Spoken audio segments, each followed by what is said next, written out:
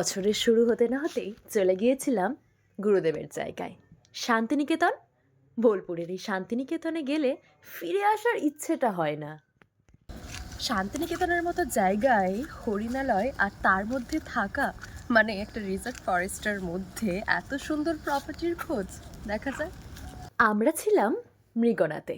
মৃগনা হচ্ছে deer park হরিণালয়ের একদম সামনে।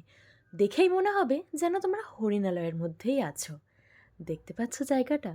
ঐতিহ্য যেন কোনায় কোনায়, প্রত্যেকটা রাজকীয় জিনিসের মধ্যে ভরা। আমি গিয়ে যেন হারিয়েই গিয়েছিলাম। এত সুন্দর জায়গা অনেক কমই দেখা যায়। না না, একদম বাড়িয়ে বলছি না। ঐতিহ্য যেন কোনায় কোনায়, প্রত্যেকটা জায়গায় সুন্দর সুন্দর কবিগুরুর ছোঁয়া। বেশি হয়ে যাচ্ছে ব্যাপারটা? গেলেই বুঝতে পারবে।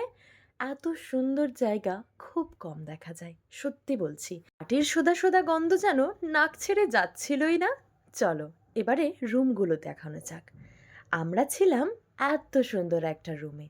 হ্যাঁ, ওখানে কিন্তু তোমরা এরকম ডাবল বেডের রুম, সিঙ্গেল বেডের রুম আর ট্রিপল বেডের রুমও পেয়ে যাবে। গ্রুপে গেলে বেশি ভালো। আচ্ছা, এবার বলবে প্রাইস অ্যান্ড অল। শোনো শোনো, সব কিছুই কিন্তু ডেসক্রিপশানে আছে। এই হচ্ছে মৃগনার এন্ট্রান্স। আর এখানে আমি আর রশনি বসে গল্প করছিলাম। ছাদে আছে সুন্দর একটা দোলনা, যেখানে রোদটা একদম তোমার মুখে এসে পড়বে। আর তুমি সুন্দর করে এই দুপুরবেলায় খাওয়া দাওয়ার পরে অনুভব করতে পারবে। সব থেকে ভালো কী জিনিস জানো? ওদের যে পুরো বাগান আছে, সেই বাগানে যা চাষ হয় তাই তুলে কিন্তু খাওয়া হয়। আর এই এত বড় জায়গাটা পুরোটাই হরিণালয়ের মধ্যে। আমাদের সকাল সকাল ব্রেকফাস্ট ছিল লুচি আর সাদা আলুর তরকারি, বেগুন ভাজা আর রসগোল্লা। পুরো ব্রেকফাস্ট সকালবেলায় জমে গিয়েছিল। আর তারপরেই আমি সুন্দরভাবে ভিডিও শ্যুট করছিলাম। মৃগনা এক কথায় অসাধারণ।